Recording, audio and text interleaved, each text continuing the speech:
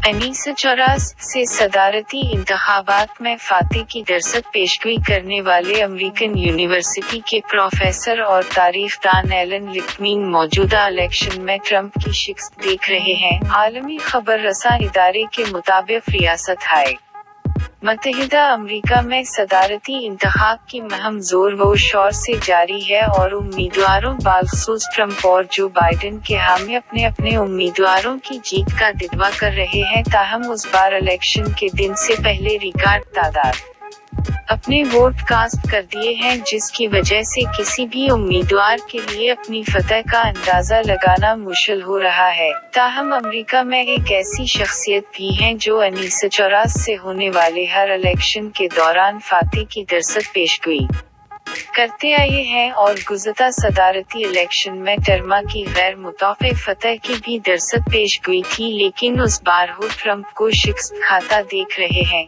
Cat Archer Kent के साथ दी morning show में मारूफ तारीखदान एलन लिक्टमीन ने अपने व्हाइट हाउस की 13 चाबियां के पैमाने की बुनियाद पर बताया कि माइशत की मजबूती अहमियत का हामिल आंसर मुकाबलों, पॉलिसियों में रद्दोबदल, स्कैंडल्स, माशरती बदआमनी और आने वाले चैलेंजेस से आशनाई की बना पर ट्रंप को कम नंबर मिलते हैं और वो फातह नहीं हो सकते। एलन लिक्टमीन ने मजीद बताया कि अहम चीज जो 2016 में ट्रंप को मौजूदा ट्रंप से मुमताज करती है वो ये थी कि उस बार ट्रंप बरसरअफ्तार हैं। उसका मतलब है कि ट्रंप अपने रिकॉर्ड पर चल रहे हैं। उसके पास 2016 में दिफा करने का कोई रिकॉर्ड नहीं था। वो जो चाहता था कह सकता था, उससे कोई फर्क नहीं पड़ता, लेकिन उन्होंने मौजूदा सदर की हैसियत से जबरदस्त गलतियां की हैं जो उनकी हार का सबब बन सकती हैं।